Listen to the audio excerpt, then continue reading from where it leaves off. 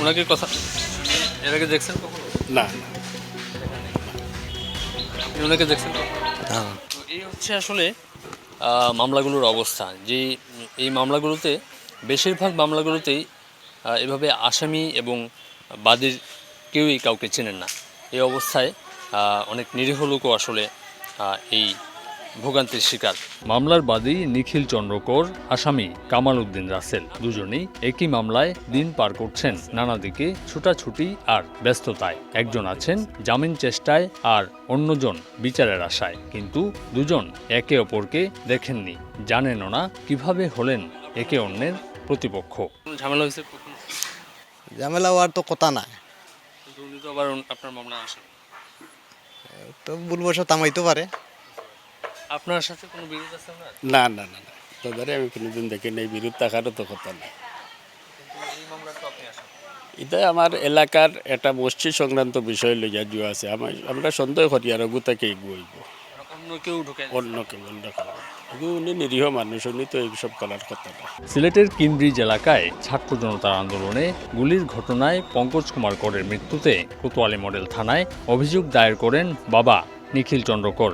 এই মামলায় 40 আসামির মধ্যে 16 নম্বর আসামি করা হয় অন্য এলাকার কামাল উদ্দিন রাসেলকে। অপরিচিত ব্যক্তি আসামি হওয়ায় অবাক বাদী নিজেও। পরিচিত না, গত 3 মাসে সিলেটের 4 জেলা ও মহানগরের থানাগুলোতে দায়ের করা হয়েছে 125টি মামলা। এসব মামলার তদন্ত করতে গিয়ে বাদীকে খুঁজে না পাওয়া সহ নানা কারণে হিমশিম খেতে হচ্ছে তদন্তকারী কর্মকর্তাদের। বাদীরে হুজ্জা পাওয়া যাচ্ছে না, এদের যে মোবাইল নাম্বার দিছে এগুলো ওই নাই। বাদী তো হেল্প করতে আসছে না, বাদীরে যে গেলে অনেক সময় যারা পাইছি এরা তো ওই যে চিনে না। এদিকে সুনামগঞ্জের সদর মডেল থানায় দায়ের করা মামলার বাদী হাফিজ আহমেদকে সম্প্রতি আদালত এলাকা থেকে তুলে নিয়ে যায় একটি চক্র। মামলায় তৃতীয় পক্ষ হয়ে স্থানীয় এক সংবাদকর্মী বিপুল অর্থ হাতিয়ে নিয়েছেন বলে অভিযোগ করেছেন বাদী ও তার গুলিবিদ্ধ ভাই আলী জহুর। মামলাটা পুলিশের নামে না দিয়ে সারা সুনামগঞ্জের যতজন আছে সবার নামে মামলা দিয়ে দিয়েছে। 6 লাখ টাকা কন্ট্যাক্ট করে যে ওনাদেরকে আবার জেল থেকে বের করে দিবে, কিন্তু নাম আসে আমাদের, আমরা নাকি ওই টাকা আমরা খাচ্ছি। তবে পুরো ব্যাপারটি মিথ্যা বলছেন অভিযুক্ত ব্যক্তি।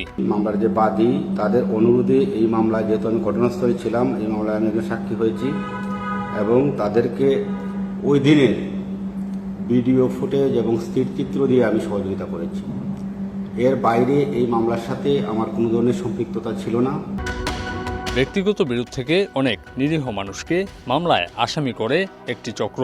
বিষয়টি টের পেয়ে মামলা তুলে নেওয়ার আবেদনও করেছেন বাদী হাফিজ। তৃতীয় পক্ষের এসব মামলা বাণিজ্য ও নিরীহ মানুষকে হয়রানি বন্ধে কঠোর হওয়ার কথা জানালেন বৈষম্য বিরোধী আন্দোলনকারী শিক্ষার্থীরা। পুলিশ প্রশাসনকে আমি একটা অনুরোধ করব, আপনাদের কাছে যারা মামলা করতে আসতেছে ছাত্রদের নাম করে, এটার একটা উপযুক্ত প্রমাণ ছাড়া এবং একটা তদন্ত ছাড়া আপনারা মামলাগুলো নেবেন না। বৈষম্য বিরোধী ছাত্র আন্দোলনকারীদের নাম করে যারা তৃতীয় পক্ষ বিভিন্ন ধরনের ফায়দা হাসিল করার চেষ্টা করছে, শিক্ষার্থীদের নামে মামলা দিচ্ছে, মিথ্যে মামলা দিচ্ছে, সেগুলো যদি এরকম ধারাবাহিকতায় চলতে থাকে তাহলে ছাত্ররা আবার একজোট হবে, কঠোর হবে।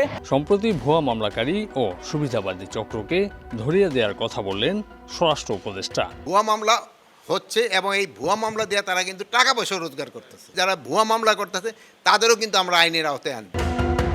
আন্দোলনে অংশ নেওয়া ছাত্রদের উপর হামলার ন্যায় বিচার নিশ্চিতে তৃতীয় পক্ষের এমন হস্তক্ষেপ বন্ধে কার্যকরী পদক্ষেপ জরুরি বলে মনে করেন সুধীজনরা।